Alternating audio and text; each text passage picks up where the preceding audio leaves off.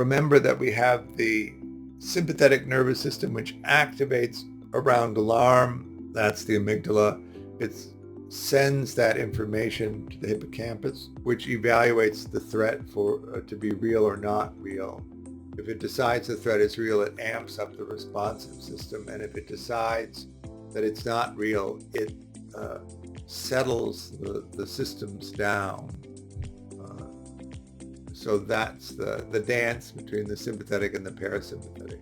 The sympathetic is activating and the parasympathetic is deactivating. In secure people, it's a marvelously integrated dance of arousal and settling, arousal and settling.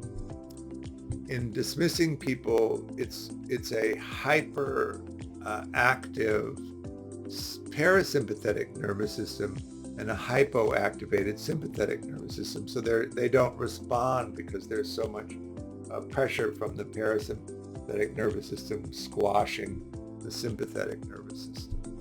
In preoccupied people, it's the opposite. It's a hyperactivating sympathetic nervous system and a hypoactivating parasympathetic nervous system. So they're very fast to activate and very slow to settle.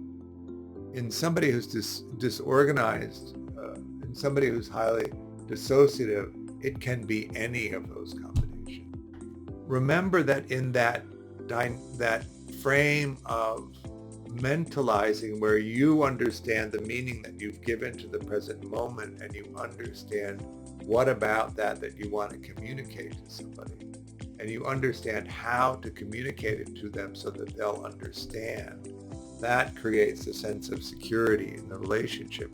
With somebody who's disorganized, you can't do that because you have no way of predicting what reaction that they're going to have to what you might express to them. They might be totally fine. They might be crazy. They might be completely shut down.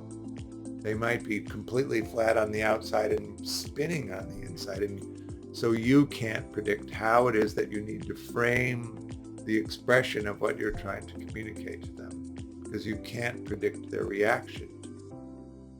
So they become unreliable. So they're completely removed from secure functioning society most of the time. I taught in rehabs for 12 years, and whenever I presented this material, the reaction was there is no such thing as a secure person. It's a unicorn.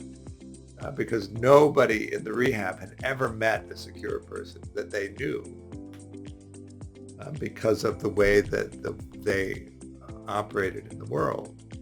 Secure people see it and they just simply move on because it isn't a way that makes sense to them. So in dissociation, the first thing that we need to begin to do is to regulate the experience of the present moment.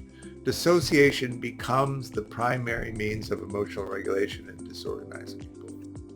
That means that anything that exceeds the window of tolerance in terms of emotional intensity is dissociated.